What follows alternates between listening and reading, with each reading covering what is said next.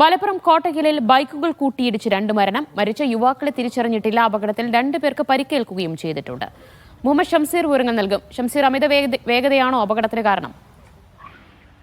ദിവ്യ, അപകടത്തിന്റെ കാരണം എന്താണ് നമുക്ക് വ്യക്തമല്ല. അതേസമയം തന്നെ 2 ബൈക്കുകളുടെയും ദൃശ്യം കാണുമ്പോൾ നല്ല കൂട്ടിയിടിയാണ് സംഭവിച്ചത്, നല്ല ആഘാതത്തിലുള്ള കൂട്ടിയിടിയാണ് സംഭവിച്ചത് എന്ന് വ്യക്തമാണ്. ഒരു ബൈക്കിന്റെ മുൻഭാഗം പൂർണ്ണമായി തന്നെ തകർന്ന നിലയിലാണ്. മറ്റൊരു ബൈക്കിന്റെ സൈലൻസർ ആ ഭാഗത്ത് കാണാൻ പറ്റാത്തൊരു നില കൂടി ഉണ്ട്. ഏതായാലും നല്ല ഇടിയാണ് ഇടിച്ചത്. എന്താണ് സംഭവിച്ചതെന്ന് വ്യക്തമല്ല. ഈ അപകടത്തിൽ 2 യുവാക്കളാണ് മരിച്ചതെന്ന് പോലീസ് വ്യക്തമാക്കുന്നുണ്ട്. ആരാണ് മരിച്ചതെന്ന് നമുക്ക് വ്യക്തമല്ല. ബന്ധുക്കളടക്കം എത്തി ഇപ്പോൾ അവരെ തിരിച്ചറിയാൻ വേണ്ടിയുള്ള നടപടികളാണ് തുടർന്നുകൊണ്ടിരിക്കുന്നത്. ഈ കോട്ടക്കൽ പുത്തൂർ ചെനക്കലിൽ വെച്ചാണ് അപകടം ഉണ്ടാകുന്നത്. 4 മണിയോട് കൂടിയായിരുന്നു അപകടം. ഈ അപകടത്തിൽ മറ്റു 2 പേർക്ക് കൂടി പരിക്കേറ്റിട്ടുണ്ട്. ഇവരെ സ്വകാര്യ ആശുപത്രിയിൽ പ്രവേശിപ്പിച്ചിട്ടുണ്ട്. ഈ പരിക്കേറ്റവരിൽ ഒരാളുടെ നില ഗുരുതരമാണ് എന്നുകൂടി വ്യക്തമാകുന്നുണ്ട്.